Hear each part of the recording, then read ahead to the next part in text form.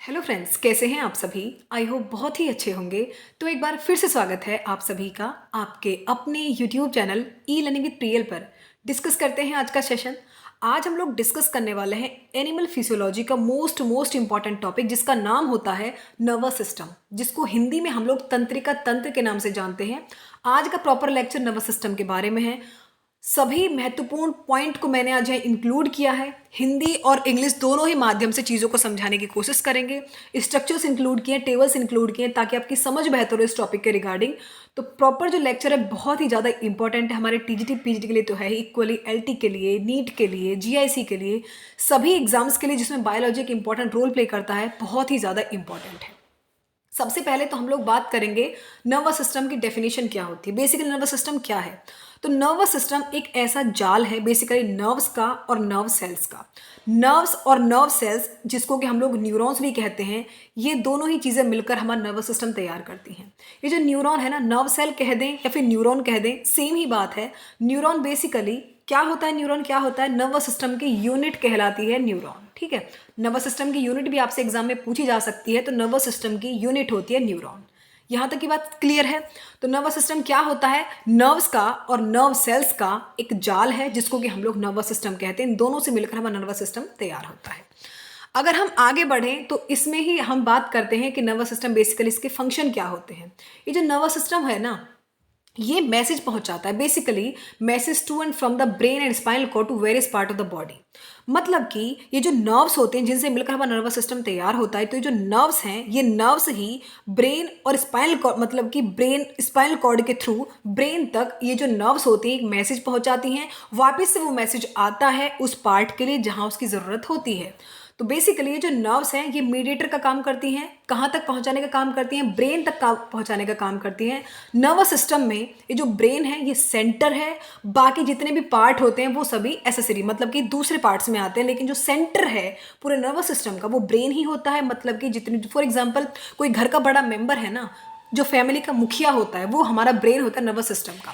बाकी जो भी उसको छोटे छोटे जो घर में सदस्य होते हैं वो उस तक बात पहुंचाने का काम करते हैं। तो वो काम कौन करता है? वो हमारी नर्व्स करती हैं उस ब्रेन तक पहुंचाने का काम। वो ब्रेन वापस से एक्शन लेता है और उन तक वो बात वहां तक पहुंचाता है जहां जरूरत होती है बात को पहुंचाने की। तो ये सब काम नर्व्स करती हैं। स्पाइनल कॉर्ड के थ्रू मैसेज जाता है ब्रेन के पास, फिर ब्रेन उस मैसेज को एनालाइज करता है, उस बात को एनालाइज करके वापस एक्शन भेजता है वहां की तरफ जहां उसकी जरूरत होती है। यहां तक की बात क्लियर है? तो नर्व्स का इंपॉर्टेंट रोल है, ये मैंने आपको बता दिया। अगर मैं बात करूं, फिर वही बात है, nervous system transmit signals between the brain and the rest of the body including internal organs. मतलब वही बात कही गई है कि नर्वस सिस्टम जो है बेसिकली मैसेज पहुंचाता है ब्रेन के लिए पूरी बॉडी के पार्ट्स के थ्रू। वो मैसेज कहाँ के थ्रू जाता है? स्पाइनल कॉर्ड के थ्रू जाता है, पूरी नर्व से होते हुए, क्योंकि नर्व से वो काम कर रहे हैं जहां तक ब्रेन के थ्रू मैसेज पहुंचता है। यहां तक की बात क्लियर? एक बार हिंदी में भी डेफिनेशन मैं आपको बता देती हूँ। तंत्रिका तंत्र एक ऐसा तंत्र है जिसके द्वारा सभी अंगों का नियंत्रण होता है। अंगों और वातावरण में सामंजस्य स्थापित होता है, मतलब कोऑर्डिनेशन स्थापित होता है। उसे हम लोग नर्वस सिस्टम कहते हैं।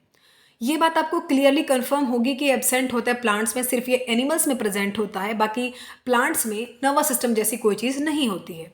न्यूरोलॉजी बेसिकली नर्वस सिस्टम की स्टडी होती है। नर्वस सिस्टम को हम जिसमें स्टडी करते हैं वो साइंस कहलाती है, न्यूरो साइंस, या फिर जिसको हम न्यूरोलॉजी भी कहते हैं।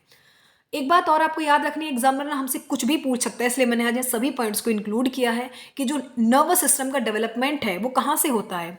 ये डेवलप होता है, मतलब इसका ओरिजिन है एक्टोडर्म से, इसका ओरिजिन है। ये बात आपको क्लियरली कंफर्म है, एक्टोडर्म से इसका ओरिजिन होता है। अब आपको ये बात पता होगी अच्छे से कि नर्वस सिस्टम के दो पार्ट होते हैं। मैं आपको एक बार ना टेबल दिखाती हूँ। ये है हमारा प्रॉपर नर्वस सिस्टम। इसको थोड़ा सा छोटा कर देते हैं, ठीक है, 1 सेकेंड। हाँ, ये रहा नर्वस सिस्टम। नर्वस सिस्टम के वापिस से नर्वस सिस्टम को दो पार्ट में बांटा गया है। एक तो होता है सेंट्रल नर्वस सिस्टम और एक होता है पेरिफेरल नर्वस सिस्टम। यहां तक की बात क्लियर है?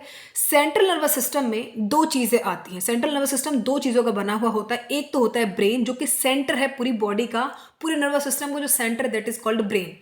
फिर होता है स्पाइनल कॉर्ड। स्पाइनल कॉर्ड के थ्रू सभी जो नर्व्स हैं ये मैसेज भेजते हैं ब्रेन के पास। तो स्पाइनल कॉर्ड भी इंपॉर्टेंट रोल है। सो सेंट्रल नर्वस सिस्टम में दो चीजें होती हैं, एक तो होता है ब्रेन और एक होता है spinal cord.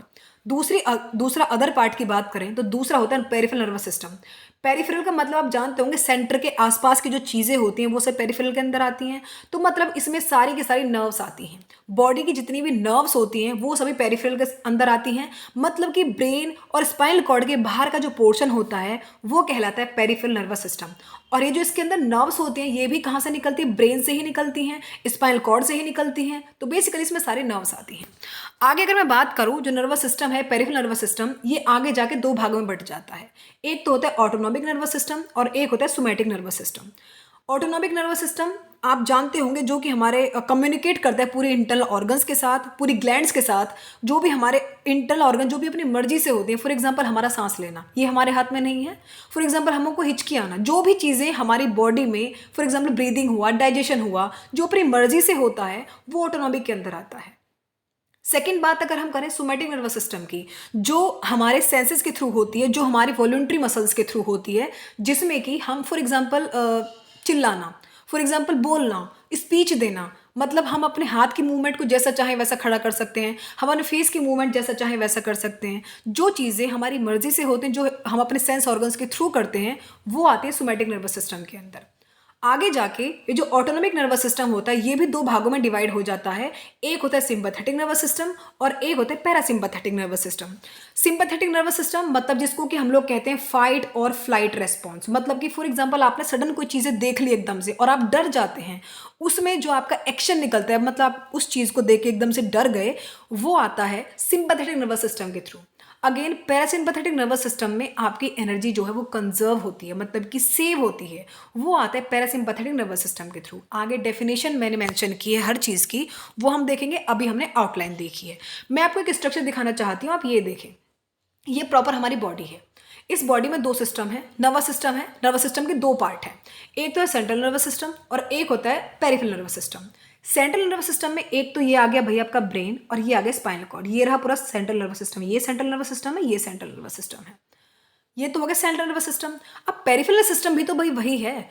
Central nervous system में दो चीज़ें, ब्रेन से जो नर्व्स निकल रही हैं, जो स्पाइनल से नर्व्स निकल रही हैं, वो सारी यही तो नर्व्स हैं। तो पेरिफेरल नर्वस सिस्टम में सारी की सारी नर्व्स आते हैं, जो कहाँ से निकलती हैं, ब्रेन से और स्पाइनल कॉर्ड से निकलती हैं। जो ब्रेन से नर्व्स निकलेंगी उनको हम लोग कहते हैं क्रेनियल नर्व्स, ठीक है। जो स्पाइनल से निकलेगी उनको हम लोग कहेंगे स्पाइनल नर्व्स। नर्व्स भी दो तरह की होती हैं भाई, जो नर्व्स स्पाइन से निकलेंगे उनको स्पाइन नर्व्स कहेंगे, जो ब्रेन से निकलेंगे उनको क्रेनियल नर्व्स कहेंगे, क्योंकि क्रेनियम में हमारा जो ब्रेन है वो सिचुएटेड होता है ना, दैट्स वाई हम उसको कहते हैं क्रेनियल नर्व्स, जो ब्रेन से निकलती हैं। तो प्रॉपर ये हमारी बॉडी का स्ट्रक्चर होता है नर्वस सिस्टम का, मैंने आपको बता दिया है। अब मैं आपको एक डेफिनेशन दिखाती हूँ, आगे जाके चीज़ों को अच्छे से क्लियर करेंगे, लेकिन अभी हमने बात की है कि भाई हमारी बॉडी के पास दो सिस्टम है। थोड़ा बड़ा कर लेना, ज़्यादा बड़ा हो गया, 50 ठीक है। हाँ जी, तो यहाँ देखते हैं, अब हमने बात की थी कि भाई बॉडी के जो नर्वस सिस्टम है दो पार्ट्स में बटा हुआ है। एक तो होता है सेंट्रल नर्वस सिस्टम और एक होता है peripheral nervous system. Central nervous system के दो पार्ट है, एक तो होता है ब्रेन और एक होता है स्पाइनल कॉर्ड। एक होता है ये पेरिफेरल नर्वस सिस्टम सिर्फ नर्व्स का बना हुआ होता है, और ये नर्व्स कहाँ से निकलती हैं, कहाँ से निकलती है, नर्व सेंट्रल नर्वस सिस्टम से ही निकलती है ना, ब्रेन से निकल रही हैं, स्पाइन से निकल रही हैं, वहीं से तो निकलती हैं ये। अब ये जो हमारा जो सेंट्रल नर्वस सिस्टम है ये सेंटर है, बिकॉज यहाँ ब्रेन सिचुएटेड है, यहाँ पे हमारे सारे इमोशंस का सेंटर है, हमारे कॉग्निशन का पूरा सेंटर होता है। भाई ब्रेन ही है, मैंने बताया परिवार का मुखिया जो होता है ना, एक मेंबर जो होता है पूरे परिवार का, वो हमारी बॉडी का मुखिया होता है, नर्वस सिस्टम का मुखिया होता है ब्रेन। सारी बॉडी की एक्टिविटी, सोचना समझना, डिसीजन लेना, ये सभी हमारे ब्रेन का काम होता है, ठीक है। जबकि इसमें क्या क्या होता है ये बातें मैं आपको और आगे से अच्छे से बता दूं। इसमें सारी की सारी जो सेंसरी इन्फॉर्मेशन होती है वो इसके पास पहुंचती हैं। ब्रेन फिर अपनी समझ से उन चीज़ों को एनालाइज करता है, वापस से उस पर डिसीजन लेता है, फिर वहाँ एक्शन करता है।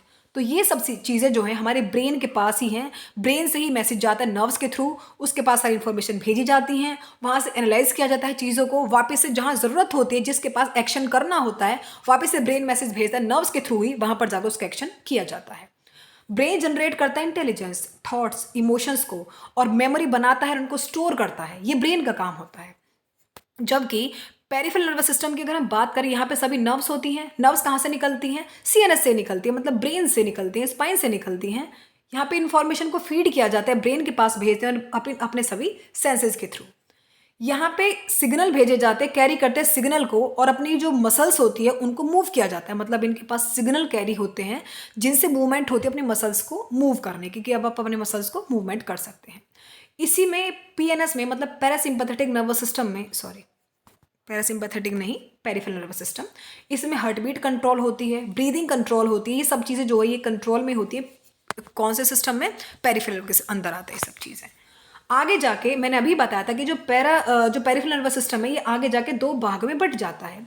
वो भाग कौन कौन से? एक तो होता है ऑटोनॉमिक और एक होता है सोमैटिक। ठीक है, जो पेरिफेरल नर्वस सिस्टम है दो भागों में बट गया, एक तो होता है ऑटोनॉमिक और एक होता है सोमैटिक। ऑटोनॉमिक जिसमें चीज़ें अपनी मर्जी से होती है हमारे इंटरनल ऑर्गन के बीच। ठीक है, इसमें ब्रेन जो है अपनी मर्जी से पूरे प्रोसेस को इंक्लूड करता है, उसमें हमारी कोई मर्जी नहीं होती है, इसलिए उसको कहा जाता है इनवॉल्यूंट्री एक्शन। मतलब इनवॉल्यूंट्री, अपनी मर्जी से जो भी बॉडी के अंदर चीज़ें हो रही हैं वो सभी ऑटोनॉमिक नर्वस सिस्टम के अंदर आती हैं। ये बातें आप समझ लेना। फॉर एग्जाम्पल हमारा ब्रीदिंग लेना, फॉर एग्जाम्पल हमारा डाइजेशन का पूरा सिस्टम होना, यूरिनेशन होना, वो सभी बातें आती हैं। जैसे कि मैंने और एग्जाम्पल लिए हैं, यहाँ आप देखें, डाइजेशन होना, मेटाबॉलिज्म होना, यूरिनेशन होना। हमको कब यूरिन आ रहा है ये बात डिसाइड हमारी बॉडी करती है, हम नहीं कर सकते इस बात को डिसाइड। तो बेसिकली जो चीज़ें अपनी मर्जी से हो रही है ना बॉडी के अंदर, वो सभी ऑटोनॉमिक नर्वस सिस्टम के अंदर आती है। फॉर एग्जाम्पल ब्लड प्रेशर घटना बढ़ना, कंट्रोल होना, बॉडी टेम्परेचर का घटना बढ़ना, हार्ट बीट का घटना बढ़ना, फ्लूइड का बैलेंस होना, ब्रीदिंग रेट इंक्रीज होना, डिक्रीज होना, कॉन्स्टेंट रहना, ये सभी बातें ऑटोनॉमिक नर्वस सिस्टम के थ्रू ही आती हैं। मतलब जो चीज़ें अपनी मर्जी से हो रही है ना बॉडी में, वो होता है ऑटोनॉमस नर्वस सिस्टम के अंदर।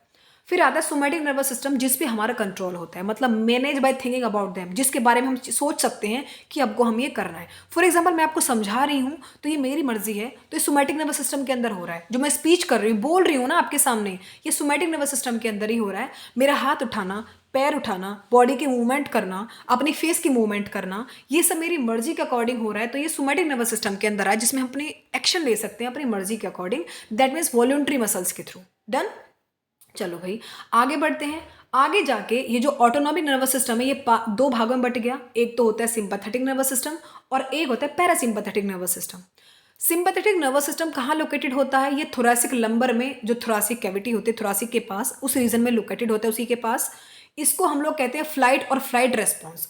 जिसको देख के फॉर एग्जाम्पल हमारे सामने कोई डरावनी चीज़ आ गई और हम एकदम से डर गए हैं, वो एक्शन किसके थ्रू हो रहा है? सिंपैथेटिक नर्वस सिस्टम के थ्रू। ठीक है, हमारी एकदम से हार्ट बीट तेज हो जाएंगी, हमारी मसल टेंस अप हो जाएंगी, मतलब ये सब चीज़ें, हम रोने लग जाएंगे, ये सब बातें आती हैं सिंपैथेटिक नर्वस सिस्टम के थ्रू। पैरासिम्पैथेटिक में क्या कहा जाता है? पैरासिम्पैथेटिक जो है स्पाइनल कॉर्ड और मेडुला के बीच में सिचुएटेड होता है। ये क्या करता है? बॉडी को बिल्कुल शांत रखता है, बॉडी की एनर्जी को सेव करके रखता है।